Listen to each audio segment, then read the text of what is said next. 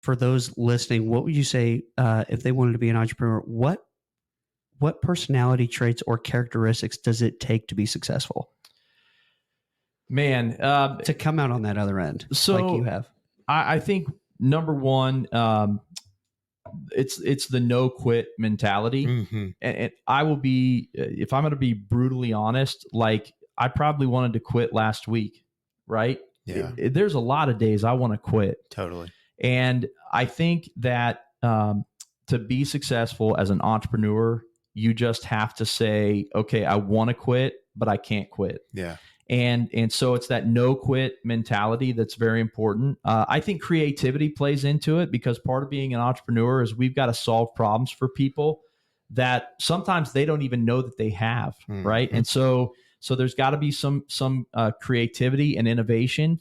But then probably one of the things that has given me the best opportunity for success is the people that I put around me.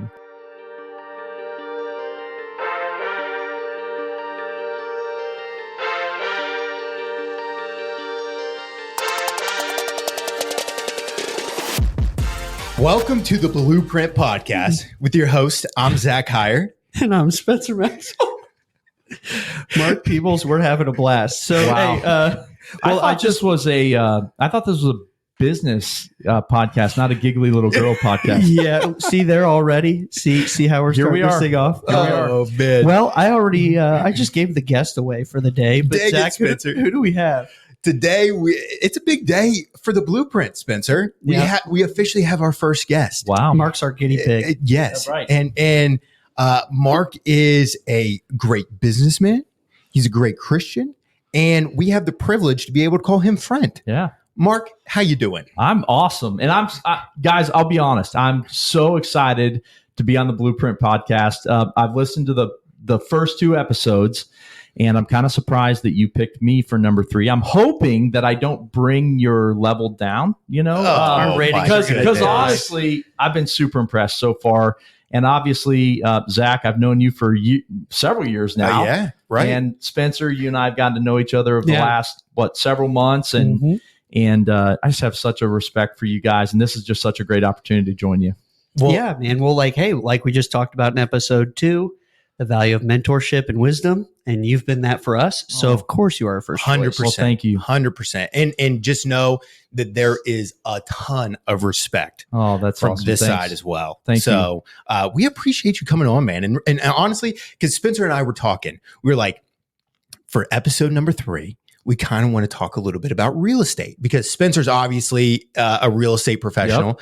I was in the real estate niche for a while, but on the investment side. Well, actually, Zach, come on. You were in real estate on my team at one point.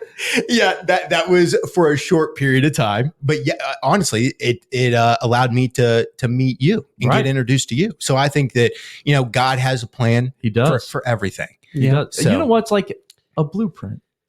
Yeah. How about I love it. Wow. You guys should use that. I'll let you use that. We'll sign a contract after. So we'll give you a kickback. Okay, good. Yeah, a little fee for that. That's good. Yeah. Well, the blueprint of the blueprint, to roll with it, is to educate, motivate, and inspire through stories and experiences. So, Mark, we want to hear about your story. What makes Mark Peebles Mark Peebles?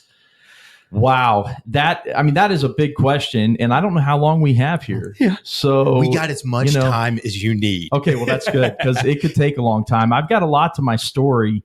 I born and raised around this area, and I met my wife in college, Elizabeth, and we've been blessed to have 3 amazing kids. So Tommy is, at the time of recording this, 20 years old. He's an entrepreneur, has his own business, and actually also works for Navex Realty, which is my company. I'm sure we're going to talk a little bit about that. I know you're a little bit familiar with that company, Spencer. But then Olivia, she's amazing. She's 18 years old, supposed to be a senior in high school this year, and went to ministry school a year early. And she just wants to serve the Lord. And so that girl's faith challenges me every day. She's amazing. And then my youngest is Alicia. And Ellie was our surprise. And she was born on fire. And so that kid has a fiery personality. She's going to do great things in the world, great things for the kingdom of God. And I'm just so excited to see what happens. And we're going to talk, I know part of this today, we'll probably talk important pieces of my story and the importance of the legacy with my kids and future generations. So I know we'll get into that. But met Elizabeth. We ended up coming back to Dayton, and I ended up joining Pfizer. Wanted to be in pharmaceutical sales. Mm-hmm. And I ended up getting my first position out of college with Pfizer, and it brought us back to Dayton. We wanted to stay in Columbus, where we had gone to college at Otterbein College, but that was not the path that we ended up on. And so ended up here in Dayton, had 5 years with Pfizer. And then my dad in 2006 sat down with me, said, "Hey, son, I've been in the business." It was 30 some odd years at that point.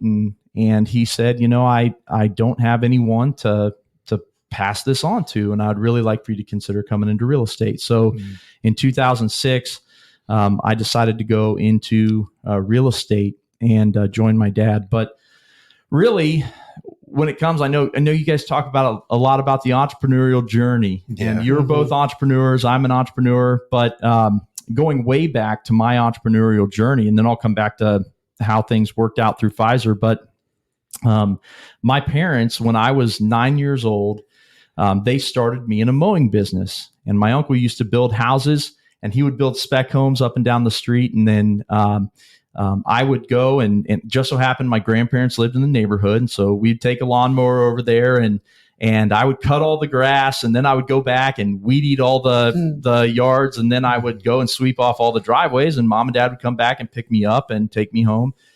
So that was when I was 9. When I was 10, my uncle said, "Hey, I've got an office complex and a condo complex that we've built, and I want to know, can Mark cut that?" And so the next day, my dad was out with me, and we bought our first commercial mower. He went to hey, I've got an alarm going off my phone. Okay, I set an alarm here. It's going off kind of silent. Can you guys hear that? I set this alarm just so that I could remind you to shut your alarms off. Shade has been thrown. Okay. That's two. You know what? That's 2 episodes in a row. That is going to drive great.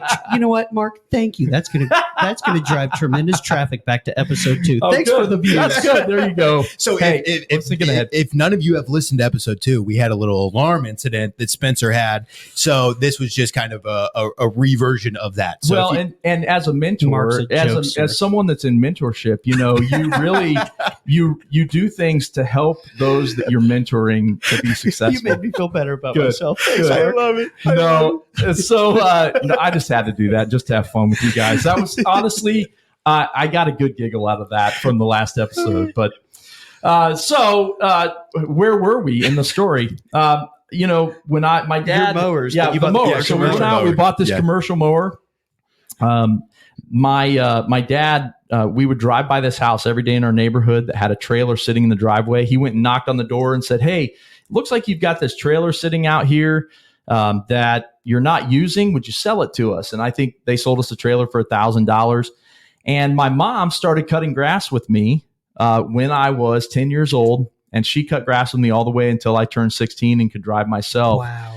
And so my parents, I don't know if they realized this, this entrepreneurial monster that they unleashed on the inside of me. But I became very passionate about business. So I worked with my mom. My mom taught me just tremendous lessons about life, about doing a job right the first time. Mm-hmm. And when you don't do the job right, you go and make it right. I mean, I'll never forget, I had a snowblower and would do snow blowing during the winter. And one year, I had been out all day snow blowing. We had a big storm. I get home and one of my customers had left a voicemail at home on the answering machine. You guys probably don't even know what that is, but they left this voicemail saying that Mark had promised he would do my sidewalks, and my sidewalks weren't done. So I walk in the door. We didn't have cell phones quite yet. And my mom was waiting at the door, and she said, "Hey, Mr. Smith called. You promised to do his sidewalks. You need to turn right back around and march out there and get it done." So I was out there after dark with a flashlight, making sure I got the sidewalks done. But that's what my mom taught me, that you finish the job, you do it right. If you don't do it right the first time, you fix it, you make it right, And my mom also taught me, both of my parents really taught me just a tremendous work ethic. They're both incredibly hard workers. And all those years, my mom worked with me, and she never complained about it, and it taught me so many valuable lessons in life. So, fast forward, I'm, now driving, have my mowing business going, and I basically would cut grass all day, or during the summer, I was cutting grass all day. During the school year, I would go to school with my equipment loaded. I would, go and cut grass until dark, and then I would go home and I would do my homework, what little homework I did, and then I would go and do it all over again the next day, And so again, it was that work ethic that my parents instilled in me. But when I was young, like 7th, 8th grade, I was picked on a lot. I struggled in school. I really didn't like school. I'd been, diagnosed or they said I had a learning disability. Today they would say it's dyslexia. So I was in special tutoring and I just always struggled. And then I struggled to fit in with the kids, and the kids picked on me relentlessly. Today we would call it bullying, and it was hard. But I'll never forget one time I was at home. I was sitting at the table. I was crying about my day because the kids had been hard on me. And my mom said, "Son, it's okay because someday they'll all be working for you." Oh my goodness. So now here's the crazy thing about that is I love it. That later in life, I really carried that. I think I did start to say, you know what? That's right. I can outwork everybody. And that's not necessarily a good thing, because later in life, it led to being a workaholic. I struggle with that. Yeah. And it's a struggle we all have, especially when you're an entrepreneur. Of course. Right. So, that said, though, my mom believed in me, and that little bit of encouragement showed me I did have something to give. There's a statistic out there that 35% of successful entrepreneurs, they have some form of dyslexia. I was just going to say a majority of CEOs have learning disabilities. Yep, they do. But the thing is I think where it benefited me the most is that I had to, one, find what I was really, truly passionate about. And then I had to pursue those things. And when I found the things that truly brought me to life, which schoolwork that was not the thing for me. But when I found the things that brought me to life, it changed my life. And I became very driven in those areas. So being an entrepreneur, very driven in that. In high school, I wanted to be in broadcasting. I thought I wanted to be the next Peter Jennings. Again, another name you guys probably don't recognize. But he was the ABC news anchor. Back in the day, before 24-hour news cycle, we had like 3 networks, CBS, ABC, NBC, and every night the news anchors would come on at 6 o'clock and they would report the news. And so I wanted to be Peter Jennings and sit at that desk for ABC News. And so I would stand in front of the mirror and I would say, "Mark Peebles, ABC News, Washington." Like I would always practice. So I ended up in a radio program in high school, Centerville High School, and had a teacher that spoke in my life, Mr. Dunn. He said, one day he pulled me into his office. He said, "Mark, I think that you can go as far as you want to go in broadcasting, but God made you for sales." I was like, "Whatever, Mr. Dunn. My dad has been in sales my whole life, real estate." And I said, "I'm just not interested in being in sales." He's like, "That's okay." He's like, "I just think that's what you're made for." So he sends me out on a sales call my junior year of high school. And usually you didn't start selling until your senior year.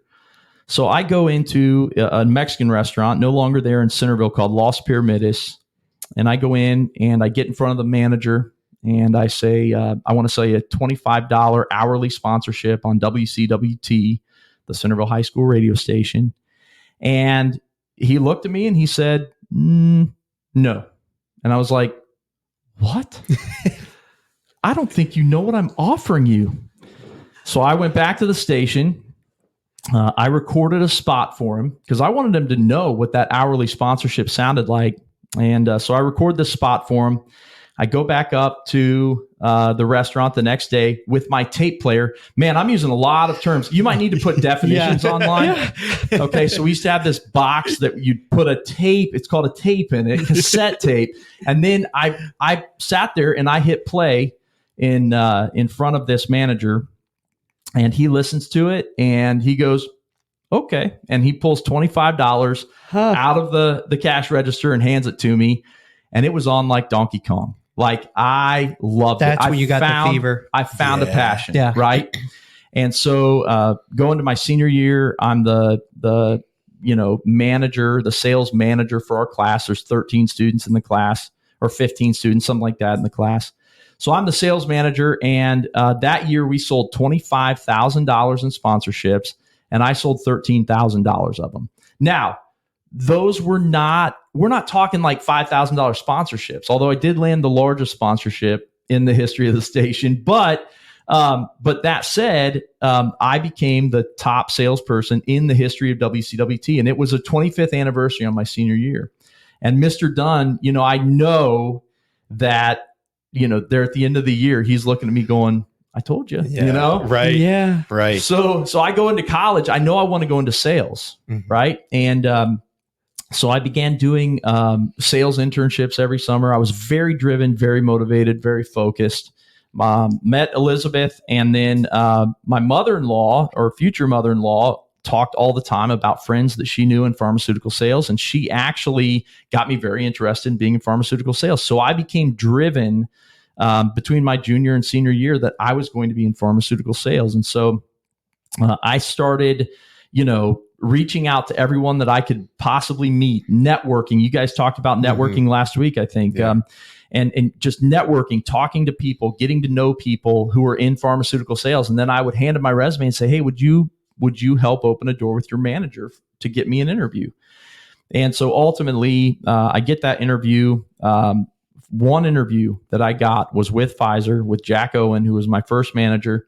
And he was hiring for a position in, they called it Dayton East. And he was like, would you be willing to go to Dayton? I said, well, yeah, that's home for me. Right. So sure, I'll go to Dayton. So I end up back in Dayton. I'm with Pfizer.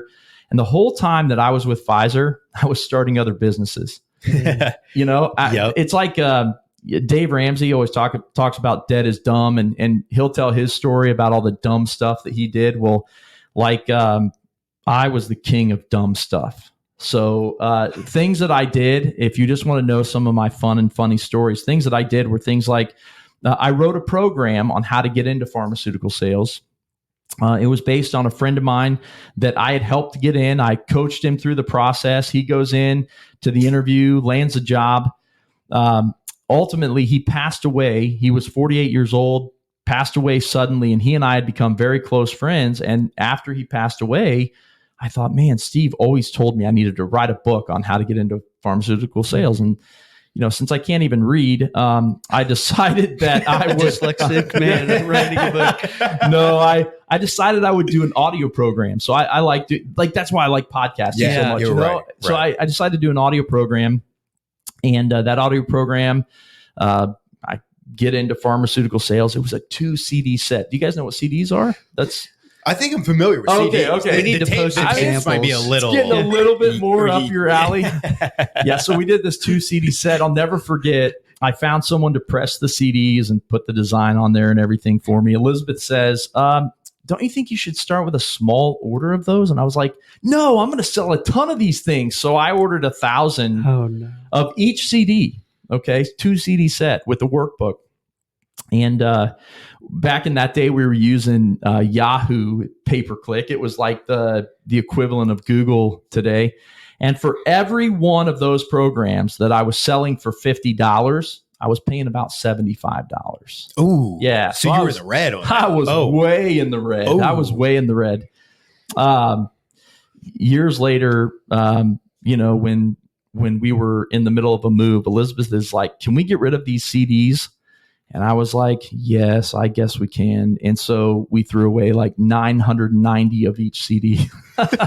So, I had lots of failures like that. And ultimately at that time, I had read a book by Robert Kiyosaki, Rich Dad, Poor Dad. Yep, very familiar. Okay, so a lot of great business people have read that book. I have a lot of respect for Robert Kiyosaki, so that this is not a bash on Robert Kiyosaki, but not only did I read his book, I read every book that he had, and then I went through Rich Dad coaching.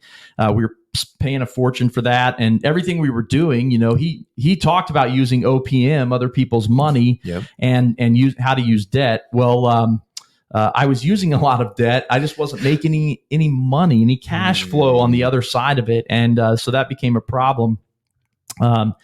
September 29th, 2008 became a pivotal day in my life, and that's because I was holding a broker open house, which we don't do a lot of those in real estate anymore, but back then, every once in a while you do one, and this was more of a luxury home, and it was a listing that I had. So I held a broker open house. I think 2 old ladies came through that day, 2 older realtors for the free lunch or whatever. But I'm sitting on the couch of my client's house on September 29th, 2008, and I'm watching as Bear Stearns said they're going out of business, and Countrywide Mortgage says that they're going out of business, and this investment broker is going out of business, and it was the start of the real estate crash on that day. Yeah, and I remember the fear that I had, but I felt like we'll be able to make it. Well, went 7 months from that day without any income in real estate. I was the breadwinner in my family. And so, and you're already in the red from buying all those CDs. And I'm already in the red, right. Buying all those CDs. And, when I got into real estate out of pharmaceutical sales, like we didn't have income. And so not having income, we were using our, investments that we had collected over the past few years of being in pharmaceutical sales, my investments, my 401k type stuff. We drained all of that to live. So when it got to that day in 2008, we didn't have anything to fall back on. And so 7 months, it was truly one of the most painful times of my life. Top 2 anyway, top 2 or 3. So it's December. My sister calls me. We're in the midst. We're losing our house. It's a mess. Voluntary repossession on a car. Which was one of the most embarrassing things I had ever had to do up to that point, where I'm walking into a dealership and signing paperwork and handing them keys to say, I can't afford this anymore. I was so ashamed, Right. So my sister calls me one day and she says, Marky, now she can call me that. You can't. Okay. Fine. No, but Marin says, Marky, we have a couple of positions here. She was an academic dean at Miami Jacobs College, a for-profit college here in Dayton. She said, we have a couple of classes that we need someone to teach. And she said, I actually think that you would qualify to teach. And I also, think that it would help bring some income in for you, because I know you need income. And so I go and I interview with the lady that was hiring for the positions, and I got the job. And the first class they gave me was budgeting for personal success.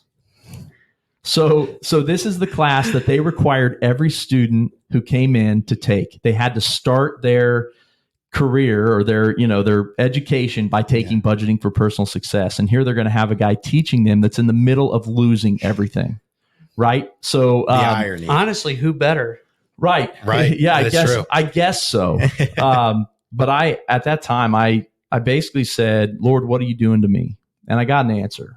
And up until that point in my life, the Lord revealed to me that everything that I had done without a vision. And I was doing it for the wrong reasons. I was doing it to get rich, i.e. Rich Dad, Poor Dad. Yeah. And I wasn't doing it to build the kingdom. I wasn't doing it to have a positive impact on others' lives. I was chasing it after it for me. Yeah. And I'd done it all without a vision. And so it was at that time that I began to study vision and understand vision. And then the Lord challenged me to have a personal vision for my own family first.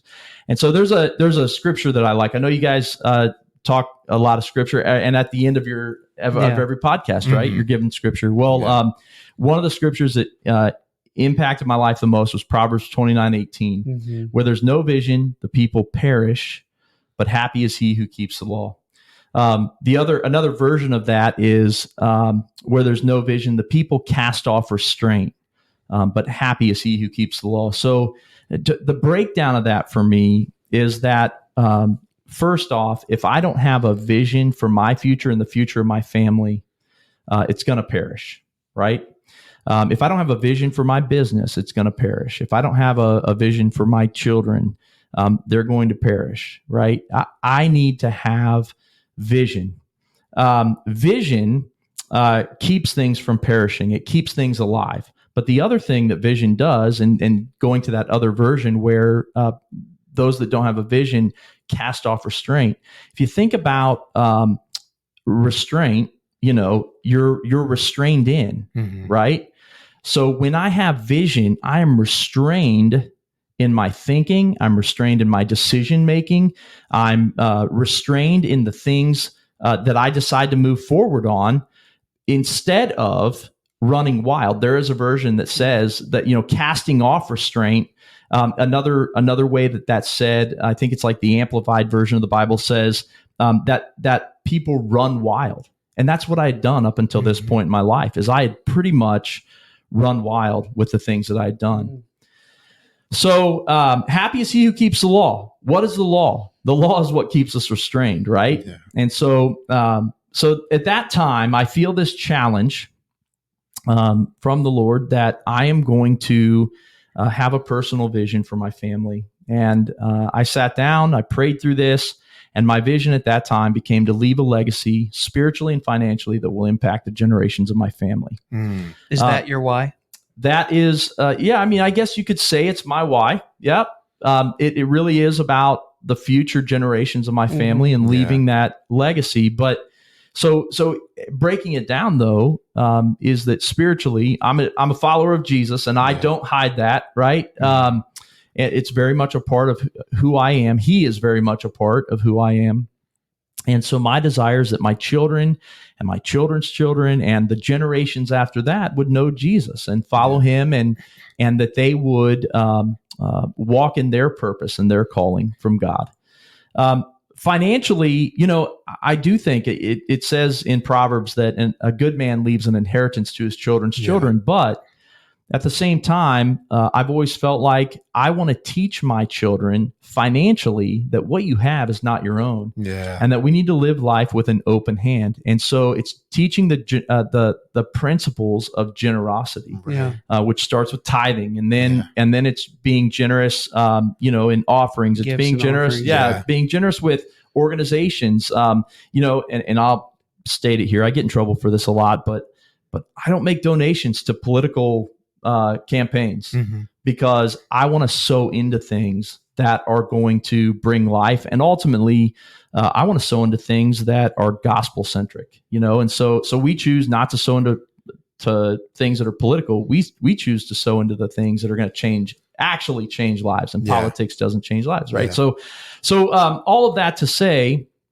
I have a generation that I know that I get the chance to have impact on. And that's Tommy, Olivia, and Alicia. And the amazing thing is since that December time of 2008, this has become my personal vision, and I'm starting to see the fruit of that vision in this generation. I don't know if I'll meet my grandkids because I'm not promised tomorrow, but I know that I have gotten to sow into and sow this vision and legacy into this next generation. And it's been amazing to see, because all of my kids are starting, I'm seeing them start to step into their purposes and their callings. And that has really been my heart. And they're incredibly generous, So that was the vision: leave a legacy spiritually and financially that would impact the generations of my family.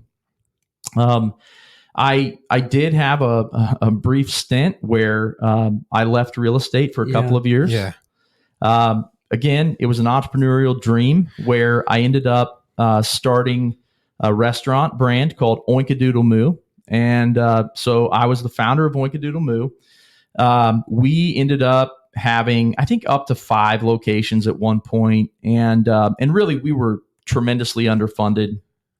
But, one of the cool things, I feel like nothing is wasted. Like I look back on my time starting Oinka Doodle Moo, could I have pressed through and made things happen in real estate if I had stuck with it through those 2 years? Yeah, I probably could have, but there was such a just tremendous education that I got through starting Oinka Doodle Moo. So we started this way underfunded, basically worked for 2 full years at less than minimum wage, working in a restaurant, making $28,000 a year. And Crazy. And the Lord had really provided for us at that time. As we're losing our house, my uncle had a development north of Dayton, in the village of North Clayton. He was developing it, and there was this big old farmhouse on the property that they had told me this guy was coming to rent. The guy ends up backing out for whatever reason, and I said to my uncle's partner, "Hey, what are you gonna do with this place?" And he said, "I don't know. You guys interested in it?" And I said, "Maybe." So we go and look at it. It's a dream. Like today, it would be my dream house. There's this beautiful mansion, overlooks rolling hills on acreage with a spring-fed pond in the backyard where there was wildlife galore. It was absolutely beautiful. And Dave, my uncle's partner, said, "Well, why don't you talk to Tom about it? See what he says." So I called my uncle. He said, "Why don't you rent it for me for $500 a month?" And I was like, okay, that was a lot of money for us in the middle of losing everything. But I was like, that's a deal. We're not going to find that kind of rent for a beautiful 7-bedroom mansion like this, right? Wow. And so basically we move in. I go to pay him the first month, and he says, I know you guys have been struggling. Why don't you take a month and get on your feet? And I said, well, I appreciate that. So the next month I go back with my $500 to pay him, and he's like, just take another month. Well, the third month I go back, and he says, listen, why don't you just consider this a blessing? You live there, you keep the grass cut, and it was a lot of grass to cut. But he said, you keep the grass cut, and you can live there rent free. Wow. So we lived there for 2 years rent free while I'm making like ultra uber minimum wage, working in the restaurant. We're making so little money that we're like on WIC to buy milk and eggs, and we've got Medicaid, we've got government benefits that we're getting to be able to survive on. What year was this? This is back in this was 2009, 2010, and then coming into 2011. So and how old were you at the time? So I would have been, let's see. We're revealing your age. Yeah, let's see. When I started Oinka Doodle Moo, 2009, I would have been 28, 29 years old. Okay. Yeah. And so here I am. I've lost everything. I started Oinka Doodle Moo. We're going through tremendous struggle. At the same time, as all this is starting to take off, we find out we're pregnant. My wife was done having babies, right? She did not want to have any more because of hard pregnancies. Yeah. And here we are, we're broke, and we find out we're pregnant. And that's where, as I look back, I never felt like we were finished. The Lord provided Alicia. Couldn't imagine a life without her, because she's unbelievable. She's an amazing young lady. Mm-hmm. And she completed our family for sure, Yeah. But it was that pain of the time when there were so many unknowns in our life and so much instability, so many challenges. Yeah. Mm-hmm. So here we are, we're scraping by. It comes to 2011, and when it comes to government benefits, you have to reapply every year. And so it had come time for us to reapply, and I felt very convicted that I was developing a poverty mentality. And, I say this because I know that the benefits are there for people that need them in their times of need. But I think one of the challenges in society today is that people think that the government is going to become their stability. And so they develop this poverty mindset where they have to stay under a certain amount of income so that they can be able to stay on their benefits. And honestly, when you come off of benefits, to get benefits to replace what the government's providing you is way more expensive than whatever that income gap is, And so, but I felt really convicted that we were taking on a poverty mentality and trusting the government to provide for us. And so I didn't reapply. And man, I mean, it caused a lot of tension between me and Elizabeth because she needed that stability. The amazing thing, though, is that we started to see God provide so much in our lives during that time. And, we moved from Clayton in 2011 back south of town here to be a little bit closer to family. My parents rented us one of their houses. I jumped back into real estate, started selling houses again. And it was like every single year got a little bit better and a little bit better and a little bit better. Yeah. And so, here we are, today, I came back full time into real estate in 2013. That was the year. And I had another business in between, a painting business. And actually let me tell you a little bit about that. Cause that was a part of the story. We're living in this house that my parents were renting to us. And, next door to the house, there was an eviction, another house that someone had been evicted out of. And the landlord is there, and my wife walks over and said, "Hey, are you going to have some work done on the house?" And he's like, "Yeah, we're going to have some things done." And she said, "Are you going to have some painting done?" And he's like, "Yeah." And she's like, "Well, my husband can paint." So I had painted in college a little bit, and honestly, we still needed the money, And so I wasn't making money from Oinkadoodle Moo at the time. So I ended up talking to Scott. He was the landlord. They owned a ton of properties. I end up painting this house for him. I get a nice paycheck out of painting the house for him. And I said, "Hey, can I get more of those?" He said, "Yeah." But he said, "Here's the problem. I've got to have lead certified painters." And I said, "Well, what if I went and got my lead certification? Would you start sending me some?" He's like, "Well, I have a primary painter that does the vast majority of our stuff." I said, "Well, I tell you what, will you just give me the stuff when he can't get to it?" Ultimately, that turned into a painting business. At the same time, we're trying to sell franchises for Oinkadoodle Moo. And I had been nominated to the Ohio Restaurant Association board of directors by Dan Young that owns Young's Dairy. He gets me on the Ohio Restaurant Association's board of directors, which I really couldn't afford to be on that. But there were guys like Dan Young, but Dan Young saw something in me, and what an amazing man. I cannot say enough about what an amazing man Dan Young is. Then at the same time, we used to go to a big fast casual restaurant industry conference every year, and they loved our brand. We were building great relationships there, and I got nominated to be on the Fast Casual Industry Council. So here, I'm not really making money from the restaurant. I'm having to paint to make ends meet, and we have a fly-in in Washington where you go and lobby in Washington. And so here we go. I couldn't afford to fly in like everyone else did because we're just trying to make ends meet. So I drive. I get there. I stay with a friend because I couldn't afford the hotel that everyone was staying in. So I stay with a friend outside of D.C. So, if you've ever been to D.C., traffic is stupid there, Yeah. So I go to this Fast Casual Industry Council meeting, the 2 days before the National Restaurant Association event starts, where the Ohio Restaurant Association delegates come in. So I'm sitting in there. I pull out I've got my giant laptop bag with my giant laptop, and all these guys are pulling out iPads and all these things that have come out, around that time. This is probably back in, 2012. And so I just felt so out of place there. Like the CEO of Firehouse Subs was the chairman sitting right next to me at the table. And then the CFO of Raising Cane's is sitting right next to me. And there's all of these other brands. And I was the small restaurant representative. I think we had 4 locations at the time. So I felt very inadequate to be sitting in the room. We get through our meetings. Next day, we go to the Ohio Restaurant Association. Then they break us off to our Ohio delegation. We sit in John Boehner's office. He was the Speaker of the House at the time. We met with his staff. We met with other congressmen, other senators, or the senators from Ohio.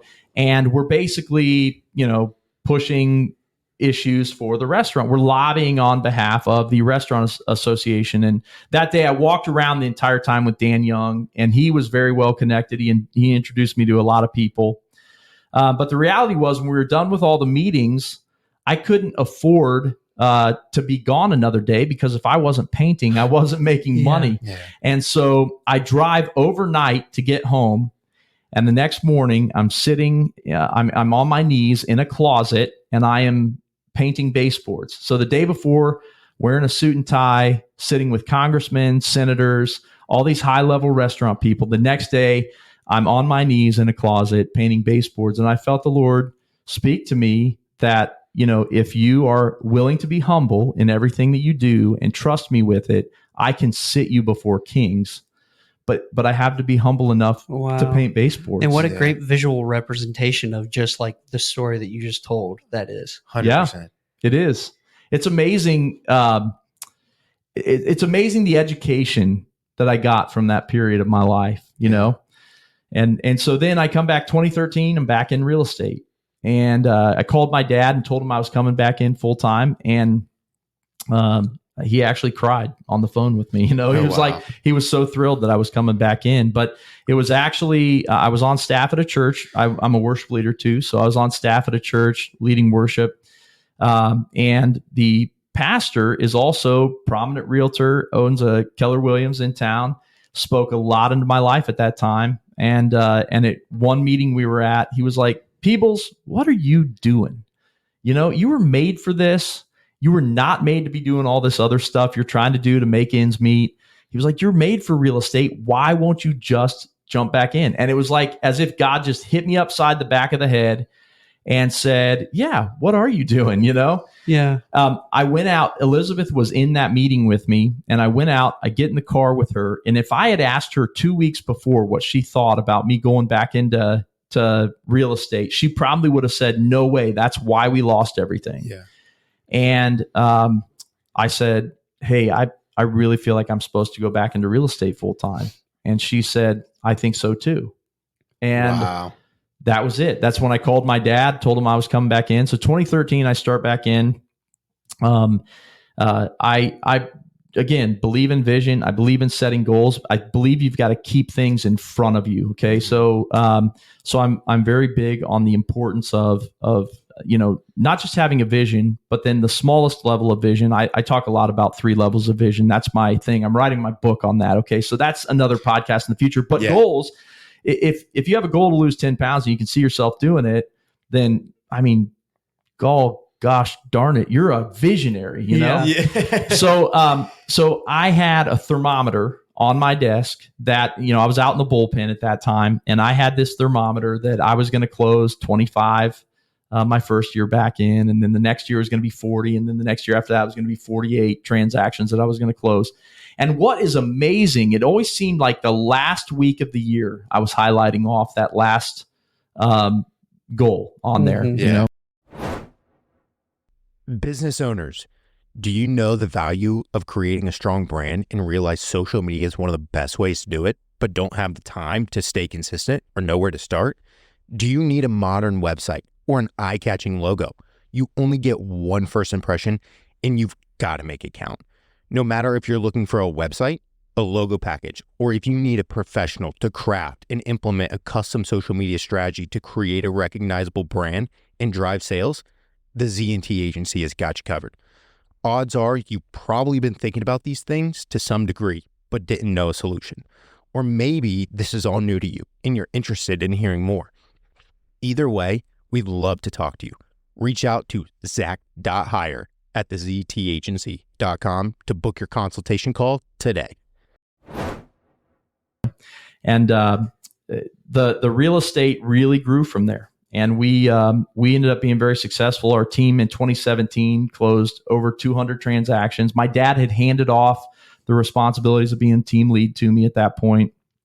My sister was in the business, and 2017 just had a huge year, closing over 200 transactions. We ended up that year moving brokerages.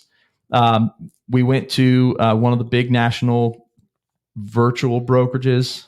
if you know what I mean. No, but actually it was EXP. I don't care to say. I have a ton of respect for those guys that started that company, and it's a great company. But ultimately, after 2 years of being there, we just felt like we were supposed to start something of our own. And so that brings us to today, where now we have Navex Realty. Started it in February of 2020. I don't know if you guys remember, but in 2020, we had this global pandemic. I do remember. Was that called like COVID or something? I don't remember what CDs looked like, had a beer name, if I'm not mistaken, like a Corona. Whatever. Yeah. No, so we started right before COVID. And man, it's been a wild ride. It's been a ton of investment on my part. But we're 4 years in now. We're at 100, sitting right about at 100 agents, just under 100 agents. But we're working on deals in multiple states, multiple cities, and really doors are open right now for expansion. So it's been a really exciting entrepreneurial journey. But I can look back at everything that I've been through, that whole story that I just told you. Yeah. And the only reason that we are successful today is because I had a great education from all of the dumb stuff that I did over the years. And I feel like it built grit and persistency with you. Because we talked about it. I was actually on your team for a very short amount of time. And this has stuck with me. I remember when you were talking, because this is when you had just started the brokerage, and you were talking about trying to make payroll. And it just shows when you honor and are obedient to the Lord, what he does. I remember you were talking about making payroll, and you had just got $1 million deal. Oh yeah. You were there for that. I remember that. Yep. Yeah. That was that is something my dad has always taught me. He said, if you're faithful if you give and you're faithful, God will always provide everything that you need. And that situation was one where I did not have money to make payroll that month. Didn't know where it was going to come from. I had this cash buyer hanging out there, over $1 million cash buyer, but he was looking for, an impossible find. A unicorn. He wanted the unicorn. He wanted the land, 75 acres, and had to have woods. And I mean, like all this stuff, I was like, it's going to be a long shot to find it, but eventually it'll come. Well, he calls me one day about 13 acres. I had shown him like 30 acre properties where he was like, it's not enough acreage for me. There's not enough space out here. And I'm like, space? You can't see anyone around here, And so we're going to look at this 13 acre property. And I'm like, hey, you guys realize that we just looked at a 30 acre property a few weeks ago, and he said it wasn't enough, right? Are you sure? And he said, if this is anything like the pictures show, then Tammy, his wife, wants it. And I don't know that I have a choice, So we go through this property. It's like 1.4 million. And the views are spectacular, for this area. It's just beautiful views, beautiful property. I go to write the offer on it, and again, he's a cash buyer. Yeah. He says, I'll just offer full price on it. I don't know. We may have negotiated a little bit. But the amazing thing is that I said, well, how soon do you want to close? We can do, 14 days. Mm-hmm. We can do 30 days. We can really do anything you want to do. And he's like, I just assume get it closed. Why don't we do 14 days? And believe it or not, within that 14 days, it brought in every dollar that we needed in order to make payroll. And so, coincidence? I don't think so. No, I don't think so. I honestly, at this point in my life, I really don't believe in coincidence at all. For sure. So that was it. Like, make payroll, and I've seen that over and over again. My dad comes from the old school. He has this kind of mentality of, well, that's a lot of money to pay someone, So like we talk about hiring an assistant And it was always a lot of money to pay someone. So when I wanted to hire the first transaction coordinator for our team that was going to be full-time with a full-time salary, he was like, that's a lot of money. And I said, I know, but we need to do this. And then it was hiring a listing coordinator. And he would say, well, that's a lot of money, Dad. Why can't our transaction coordinator do that? Well, because we do a lot of transactions and they need to be able to focus on that. And so every time I've added, my dad's always been a little nervous. Now, my dad is my greatest mentor in my life. Okay. So he's also, him and my mom have been like my biggest cheerleaders besides Elizabeth. But I live with Elizabeth, so sometimes she cheerleads by hitting me in the face. But no, I'm just kidding. We love you, Elizabeth. Yeah, right. Yeah. No, I really do love her. I couldn't live without her. But that said, it always made my dad nervous when I'd hire that next person. Yeah. So like bring that up to today, and I start the year, and I'm like, you know what? We need a full-time, marketing communications director that can take the bull by the horns and run with it, because up until this point with Navex, we haven't really been doing a lot of quote marketing, right? Mm-hmm. And so I'm like, you know what? We need to do it. And the right person was hanging out there, and it was going to cost us way more than we felt like we could afford to get her. But at the end of the day, I look at it and I'm like, you know what? If I invest this, what kind of return can I get 100%. On that? And you know what? So you have to make some calculated decisions along the way. But I truly believe God provides for all of it if you're doing obedient. It to honor him and being obedient. I agree. And Mark, I tell you what, you said so many great things throughout that story. Something that stuck out to me, and I don't know if this is somebody else said, but the power of one. And what do I mean by that? When no one else believes in you, one person does. One person speaks life into you. Started with your mom.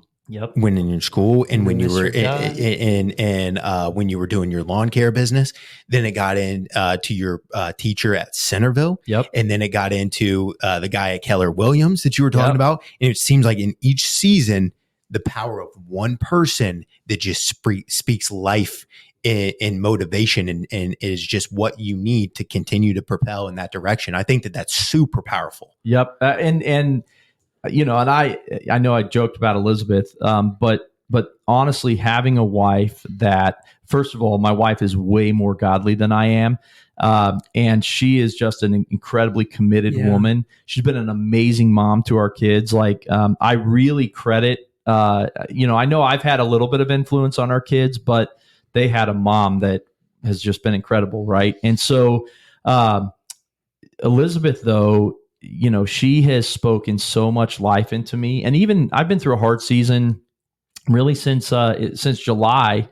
Had a family member that, and I won't get into the full story here, but I had a family member that I had to let go from my company. Yeah.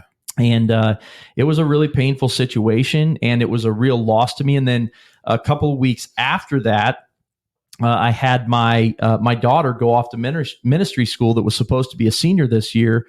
And that was crushing because Olivia, my middle child, she's the one that can say dad, and like my heart goes soft and I'm like, whatever you need, what do you need, And that girl just has a way with me. She always has. So those two events happened like back to back. And so I found myself last fall really getting into a funk.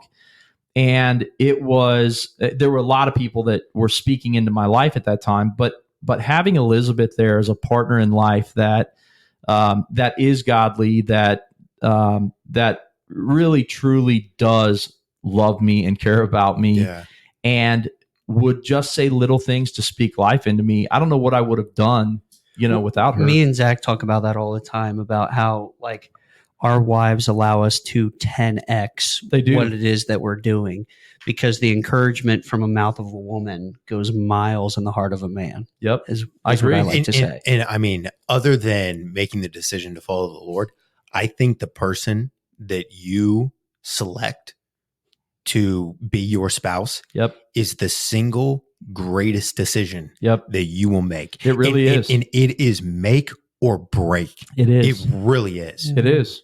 Yeah, I'm watching. It's interesting now because I have a son that's 20, and he fell in love with a Georgia girl, and she's a real sweetheart. But he said that she is the one, and they're talking about the future. And it really is interesting now to be in a dad perspective on that, and just to begin to see him making that life decision, and then there's always that like part of me that's like, oh, is it the right one? But I think part of it too is one, we don't ever as human beings make perfect decisions because none of us are perfect. And so the great thing is when I landed Elizabeth in college, I don't know if she had blinders on or what God had to do to make that happen.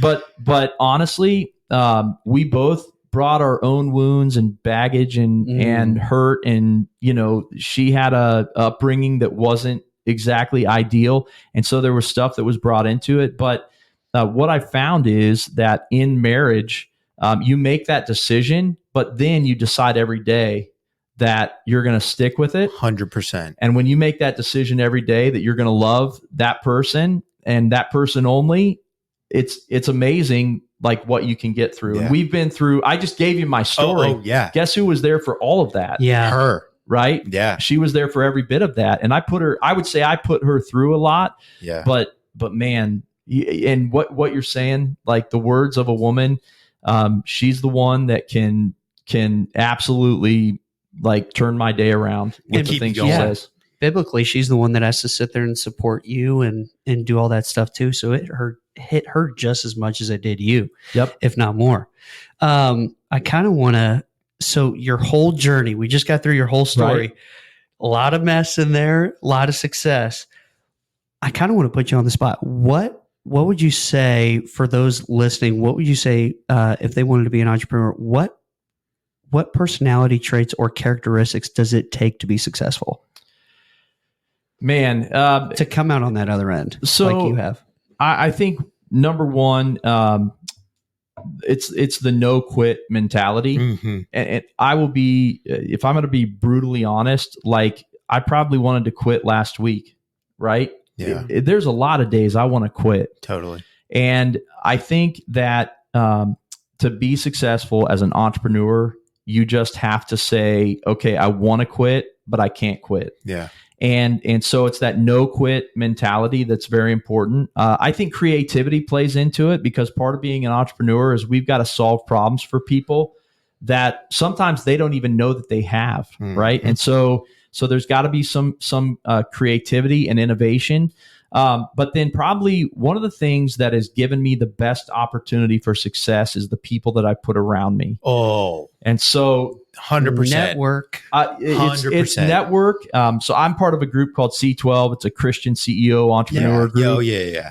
I've got high level people in there that are way more successful than I've been up to this point in my life that, I can lean on, ask questions of, share a ton of wisdom and counsel with me. But then it's also the people that are in my organization. So, when it comes to starting an organization, first thing, you got to have vision for it. Yeah. Right. And so with Navex Realty, our vision is to be a company full of world changers that happen to work in real estate.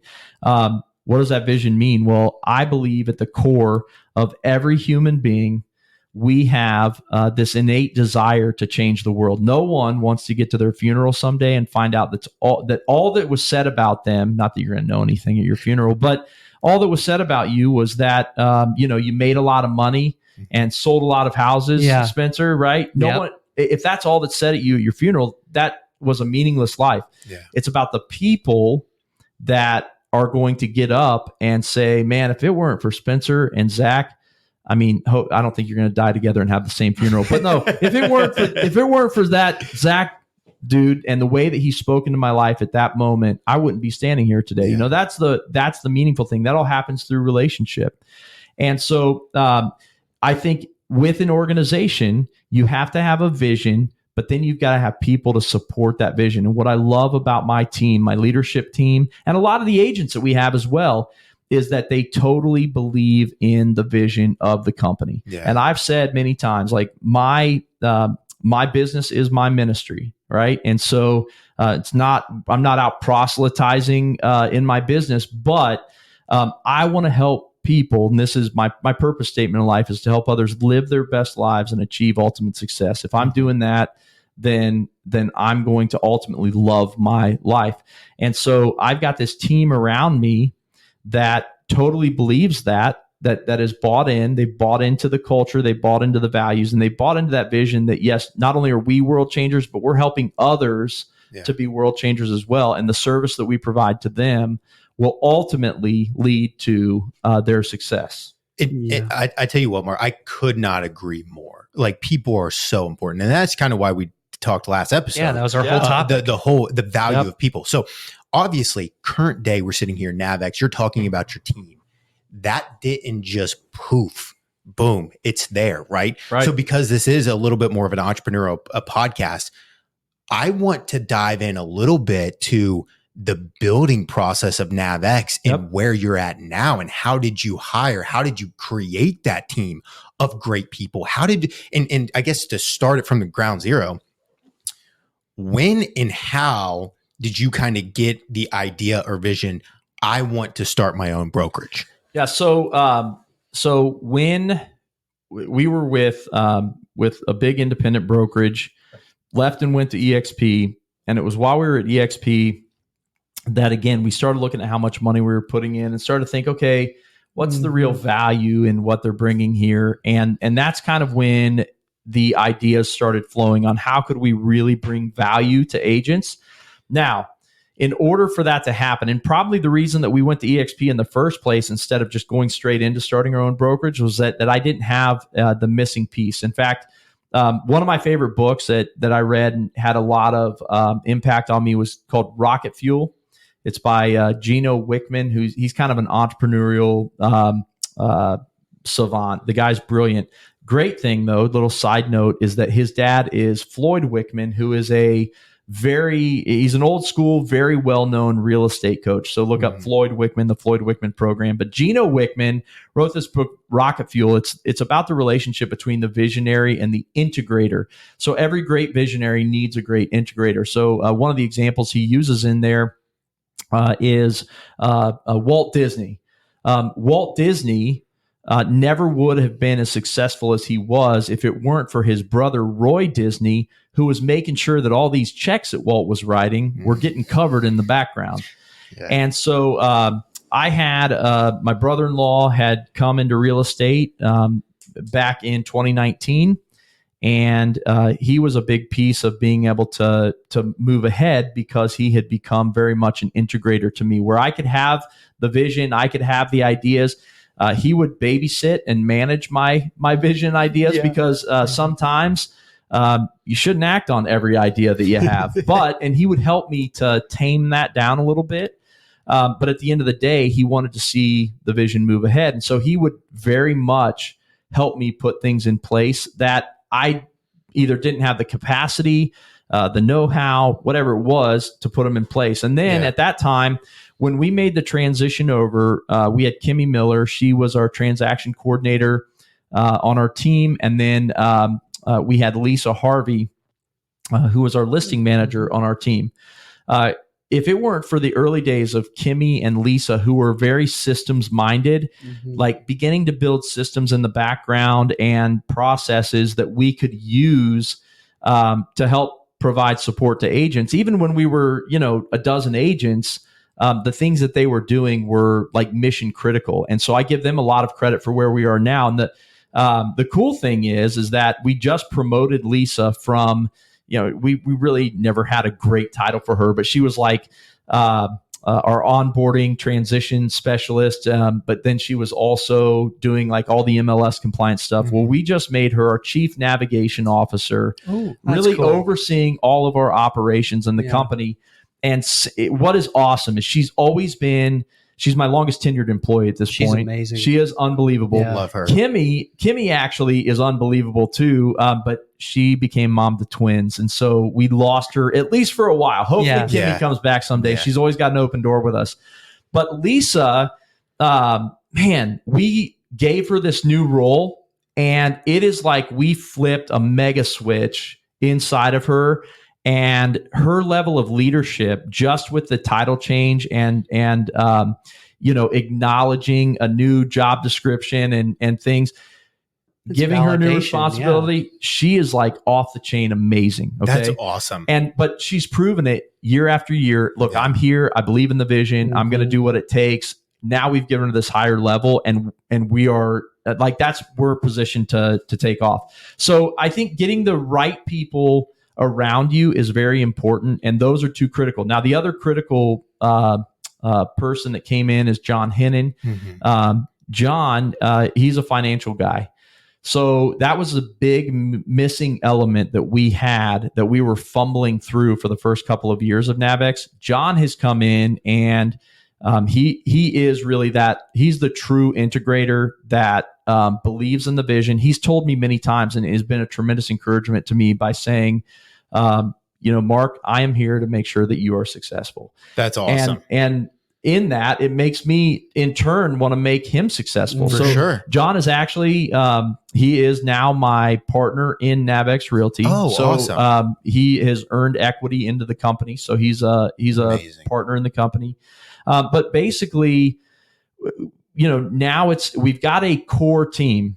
Now, once you have that core team in place where you've got the critical elements in place, now you start adding the outside pieces, and you're building out the team to the ideal team, right? Yeah. So one of the things that would make an ideal team is having a marketing communication person, taking some of those responsibilities off of Lisa and actually launching marketing, which we had never done up until this point, right? Which is hugely important from a marketing guy. I know. Zach, don't start looking at our stuff yet. But no, we actually, we're getting more stuff out there. But at the end of the day, we were like, let's add this to the team. We waited, we found the right cultural fit, and culture's a big thing. If we don't feel the cultural fit, and I'm not the only one that makes these decisions, I bring my whole team in for interviews let them interview people, because I want to make sure they feel comfortable about the person culturally. Totally. The other one, John, came to me a couple of months ago, and he said, well, it's been probably 4 or 5 months ago, and he said, Mark, I'm starting to feel very overwhelmed, and I can't keep everything straight and get everything done that we need. So we brought in an IT guy, just part-time contract work, who is in the short amount of time that he's been here, revolutionizing our back end, things that Spencer's with Navex. So Spencer would never see the things that he's revolutionizing for us, but he has actually taken John's whole demeanor, being under stress, and changed all of that. John is like, Timmy's amazing, and then at the same time, we also hired my son, Tommy. He's in college working remote, but he helps do payments for John, so it's basically, you can only do so much. You talked about 10X. You can only do so much. You've got the core team there. You start pulling in these extra resources, and the extra resources, the extra people are what are going to make for the next 10X, right? Yeah. So I feel like with my base team, I got to the 10X point that I could get to. Yep.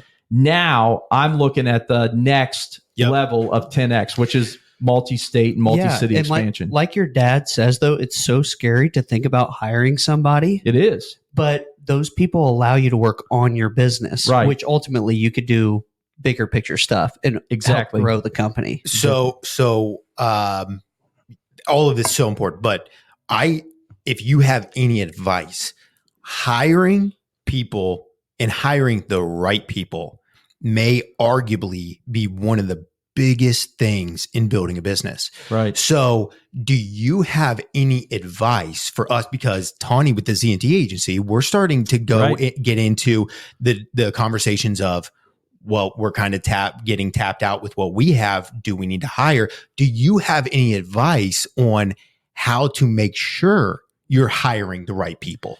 Yeah. So here's where one of the big areas where we have had success is that we have hired people that we have observed working.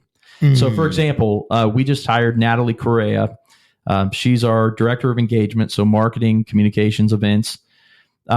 Natalie was the children's pastor at our church. I go to a church called Citygate Church. Okay. It's a large church. So she was the children's pastor, and every single weekend at our church, they don't just do kids church, they do an event. It's basically an event every single weekend. And we observed for the past, I think, 3 or 4 years that she's been in that position, how amazing that she was, right? And so when we found out that, the church was about a 30 or 40-minute drive from her house, she just had a little one. They want to expand their family. When we found out that she wanted to step down from that position, my wife actually said to me, "You better find a way to hire Natalie," right? Yeah. But we were able to observe her work. The other one, Timmy, that came in and is our IT guy. Yeah. Yep. Timmy, my wife and I were part of starting a school called Chess Christian School. Actually celebrates 10th anniversary this week. So we were one of the first 4 families in Chess Christian, and Timmy came on very early on. And so for probably the past 9 or 10 years, we've seen all the stuff that he's done for Chess. Gotcha. So when we found out he wanted to take on some extra side work, we're like, Timmy, can you help us out? Right. And so it was observational there. John Hennon, he had been in a Bible study with me. And so we were meeting in a discipleship group every single week for, probably 2 or 3 months, and really getting to know each other on a more intimate level, getting to know about each other's lives, our past. And I started looking at this guy going, he's got a lot of amazing skill sets. So one day when he comes to me and said he was looking for a job at the time because a family business had been sold and he had been there 30 years. So, they kind of moved him out of the family business when they sold it. And so he was looking for another job, and he said, I feel like I'm supposed to come to work for you. And I was like, I can't afford you. But the reality is I had spent like 3 months observing who this man was and the integrity that he had. And it was like, we need him, and now I don't know what I would do without him. Right. And so one thing I love is that he's teaching my son, like, his accounting methods, the way, and I'm like, because my son likes that stuff. I think he's weird, but but I do not like that stuff at all. I don't like it either. But the thing is like, it's, I think observational first is a great way. And then the Dave Ramsey model of hire slow, fire fast is always wise as well, which when we hired Lisa, we did an online ad somewhere. I can't even remember where at this point. We were upfront about, the values of the company, what we were looking for. I think we interviewed her like 3 times as a team, asked her to write samples because we were hiring as a listing manager. We wanted to see that she could write a description. Yeah. We had her go through a process, and we hired her. And, now on my observation, I'm like, she'll be a high, we made her C-level this year, but when we have, 20,000 agents across the United States, she will be a C-level executive in this company. And it's because we've been able to observe the things that she's able to do. So cool. Yeah. So that's what I recommend. 20,000 people you can observe are great. Yeah, I believe it. So is that the goal? You want to get to 20,000? Honestly, the numbers goal for me, if we have 20,000 people in the company, 20,000 agents in the company, that's 20,000 agents that I get a chance to have influence and impact with, Totally. Plus the ones outside. But I do believe that we're going to be a national company. I can't say where, but we just put together a deal for a region out west that it'll be a multi-state deal that we're putting together out there. We're working on Indiana right now. We're working on Kentucky right now, and that's just the start. But here's the thing: 2 years ago, I really couldn't consider this because I didn't have the team in place. Now I've got the team in place. We can do anything we want to do. Are you looking to buy, sell, or invest? Be sure to use a Maxwell Group at NavX Realty, where your dream is our passion.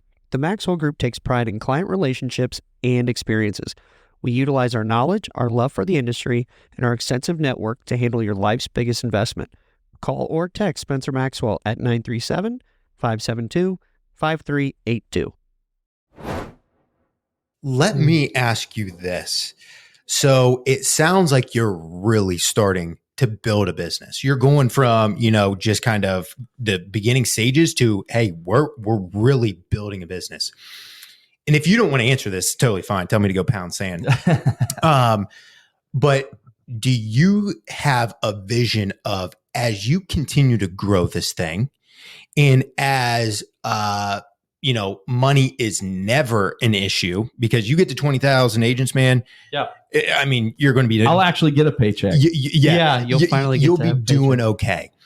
Do you think that you will ever get to the point, once this is built, that you stop selling real estate because you have such a heart for impact and helping people with vision and all this type of stuff? Do you see yourself, once you have this built, taking a step back, letting this run, and you get to just live within your passion? Yeah, honestly, if I did that, I wouldn't see it as a step back. I would see it as a step forward. I love selling real estate, but real estate does take a lot of time. It's very time consuming. Yeah, it is. Yeah. Right now, I make my living on selling real estate. So Right. I've never taken a paycheck from NavX. They say it takes 5 years to be profitable in a business. Well, at year 4, we are now break even. And my goal is at some point this year, I start to take a salary and stop investing money. I don't have to invest any money anymore, but I'm going to start taking a salary this year. Which is a really good thing. But at the same time, I still have to make my living really selling real estate. And I love it. I love when someone walks into a house and you can see there's a difference between showing someone a house that they're not in love with and then showing them one that all of a sudden is home. They just Their light up. whole demeanor changes, right? Yeah. And I love it. Last weekend, I helped a young physician that had moved to the area. I'd helped her rent a year ago, and I helped her land her dream home last weekend. We won in a very competitive market, and I love making those calls still. Yeah. And I love the fact that these are lifelong relationships. For sure. So there is something that I truly love about that. Will I have to step back out of it? I will. Since I started the brokerage, I've gone from selling over 100 homes every year myself down to the 40, 50 homes a year, which is fine with me because I know that ultimately I'm working on full-time running in my purpose. And so, yes, I will step back, but I look at it, let's say not just a step forward, but it's a leap forward in doing what I'm truly called to do.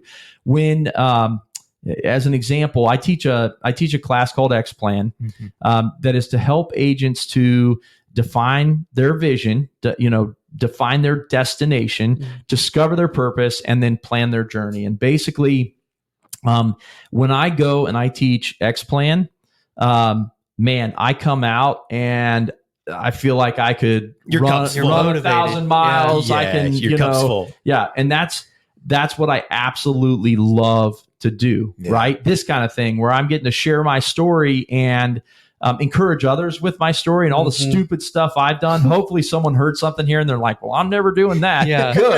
Good. That's what I want. That like lights a fire inside of me. Yeah. Do I get a fire lit when, the client lands a home? I do, but I realize that's not my bigger calling, my bigger purpose. For sure. So my plan, my son is actually working on getting his real estate license. I have not sought to grow another big team. My dad still works very little in the business. He's a principal broker for our company. But at the end of the day, I'm not looking to grow a big team, but I do hope that my son or maybe one of my nephews will one day step in and start to take some of this business, because I have built a phenomenal sphere of influence. Yeah. And so if they want to come in and partner with me on it, I would love to see that happen, to care for my clients. And then at the end of the day, do what I'm truly made to do. That's so cool. That's so cool. This is, kind of on topic, but not. It's just a curiosity of mine, because I did come from the investment real estate space, working for a REIT hedge fund type thing. Do you have, do you dabble in investment real estate at all, or are you just primarily traditional? Well, I didn't give you that part of my story, but I did a lot pre-crash. We had flipped a lot of houses. We've done a lot of stuff. That was back in the days where, you would make $10,000 to $15,000 on a flip. Today, it's just crazy how much I look at how much money people are making on flips, and I'm like, well, yeah, that makes it a legit thing. Yeah. To tell you the truth, I do not enjoy I do not enjoy flipping properties. I don't even enjoy, rental proproperties as much myself. However, I believe in those things. I believe that real estate, there's 1,000 ways to make money in real estate. 100%. And my job is to advise someone on how to do that. So I always encourage agents that are in our company, or we have market partners that open their own market centers. I encourage them, go and own real estate. So I own my office building. That's my one, big real estate investment. And then my wife and I are in the process of purchasing an assisted living facility, which will own the real estate and the business on that. Oh, okay. Very cool. So I'm definitely a believer. I'm just taking a little bit different path than just the flipping and then buying single family residential housing. For sure. When you look at investing, I do believe in balancing a portfolio. Even though I'm going to be honest, I've not been great on my 401k, my, SEP IRA. Yeah. I haven't been great at that stuff. I'm a real estate guy. Yeah. But I've put a lot of my investment into business because I love business. I'm passionate about business. There's risk in business. But to me, investing in business as an entrepreneur is a lot of fun. Well, and you're so investing in yourself. It is. Preaching to the choir. I love this. I love this. So that's what we do, right? Yeah. So Navex has been an investment for me, and to tell you the truth, I want to keep Navex a family-owned company. I'm not looking to go public. I don't want to build it up and sell for millions of dollars because this is, for me, it's about more than the money. It's about the impact, right? It's about the ministry piece of it. And so that is really my heart with Navex. But the assisted living facility, I would love to build that up. But at the same time, there's real people that live there. There's veterans that live there that, man, my wife and I have just really come to love these people, And so we get to serve that whole group of people, but it's also a really good business and real estate investment. Yeah. And then my office, we use it as co-working space, which we have Navex Realty operating out of there. We've got a lender operating out of there. We got a bunch of I think we've got 3 or 4 attorneys. We've got several businesses that just rent conference rooms. We have a web designer and other people that are employed that rent space. Well, I can speak to that too, because the co-wo portion too, right? My Tuesday morning networking group. That's right. We meet at co-wo. That's right. So we're a part of that as well. Yep. Yeah. Co-wo house, co-working house. Yeah. That's kind of where I am. I will own more real estate. Yeah. I believe in real estate as an investment. So I definitely will own more real estate, but I also really love business. So that for me, it's exciting to invest money in business. Yeah. Couldn't agree. Couldn't agree more. That kind of gets into Hormozy. Hormozy's thesis is investing into business too. Yeah. I just really resonate with that as well. Because you can invest. I'm not saying that investing into your retirement, your 401k, it's a bad thing, but you know what I tell real estate clients, anyone that is buying a house with me, which I kind of mainstay of my business. I've worked with a lot of physicians in my career. It's just a connection that I've had. Yeah. And we've been very blessed to have it. And so we've worked with a lot of physicians, and I always tell them, even a first-time home buyer. I was with a first-time home buyer yesterday. Yes, I still work with first-time home buyers. And I told him yesterday, I'm like, look, the first place you buy doesn't need to be your dream home. Buy a place that either one is going to have good resale, and I'll coach you on that, or two, and more importantly, that you can keep as a rental property. That's literally what our objective was with this house. Yes. And it's perfect for it. Exactly. Not that we're sitting in a house. We're sitting in a fancy studio downtown. Cat's out of the bag. No, but that's brilliant. At your age, that's exactly what you want to do. And I look back, if I had all of the properties that I owned before the crash, I would be a very wealthy man right now. Yeah. But I lost everything in the crash, and we weren't wise before that. I'm a lot more wise now with the things that I do. Well, the only reason why we're this way is because of people like you. Yeah, honestly, and I'm kind of beating a dead horse here, but we've talked about this in a couple of our last podcasts of the analogy of a dumb person makes a mistake and they continuously make that mistake. Yep. A smart person will make a mistake and they'll learn from it. Right. Yep. A wise person sees somebody else's mistakes and they avoid it altogether. That's right. And it plays into the mentorship piece. Yep. And so, the only reason why we have this mentality now is because we're fortunate enough to live in a world where we have access to people like yourself, with your story. and exactly. And then, we're able to share that to multiple different other people that listen to the Blueprint podcast. Yep. So you can be a mentor for them as well. Yeah. Super cool. Awesome. Yeah. I love it. Mark, any wise words before we sign off on the Blueprint podcast today, would you say to the listeners? Do you want like smart, wise words? His wit is legendary. As you couldn't tell from our schoolgirl giggling at the beginning of the episode. Yeah, that's right. That's right. I do love to laugh. And so wise words, laugh a lot. Yeah. Because man, I will tell you, life is hard. I don't care what part of life you're in. I mean, I gave you my story. That was hard and a grind. And the whole way through, I can remember times of laughter and a lot of joy in that, even though we were grinding it out and it was so hard. And today we're still grinding it out. It's still hard, but learn to laugh and live a life full of joy. Find joy in the journey. That's excellent. Yeah, that's really what we're doing, right. Is finding joy in the journey. So learn to laugh. And then have a vision. That's a big thing. I think you talked about starting with the end in mind in the first episode, and I've always been that way. One of the things I think you used a similar analogy to what I've always used, where you said, if you're going to get on a plane and fly somewhere, then you need to know where the destination is. Yeah. And I've always said, if I'm going to pull out, I think I dropped my phone like halfway through today, but if I'm going to go somewhere, I'm going to pull out my phone. And I'm going to open up Apple Maps or Waze or Google Maps or whatever you use. If you're on an Android and you're using Google Maps, you're weird. But I couldn't agree. I do. I love you. Well, the thing is, man, every time you go to text someone on an Android, it comes up green, and it's like so offensive to your spirit. It's so terrible. I have people I love that are doing. Okay, so anyway, but no, you're going to pull up your Maps program, and the crazy thing is if you don't plug in the destination, you get no direction, right? And so I feel like the first thing that you need is vision. Yeah. You need a vision, not just thinking vision for your business. And vision is not how much money you're going to make. That's right. That I would put that in more of a goal category. But you need vision for your life that matters. And I really believe that if you don't have vision, that things will perish around you, that you're not going to have restraint, right? And so I go back to that 2008, that pivotal time for me when I'm in the middle of losing everything, and the Lord challenges me to have vision for my own family and to leave a legacy spiritually and financially that impact generations of my family. I've said it thousands and thousands of times. I've told hundreds and hundreds of people what my vision in life is. And I think you need that if you're going to be successful.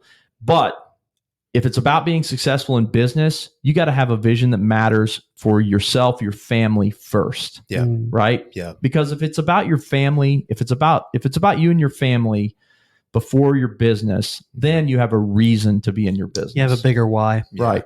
And on that and on the vision, beginning with the end in mind, it's something that resonates for me is the analogy, because we are all Christians.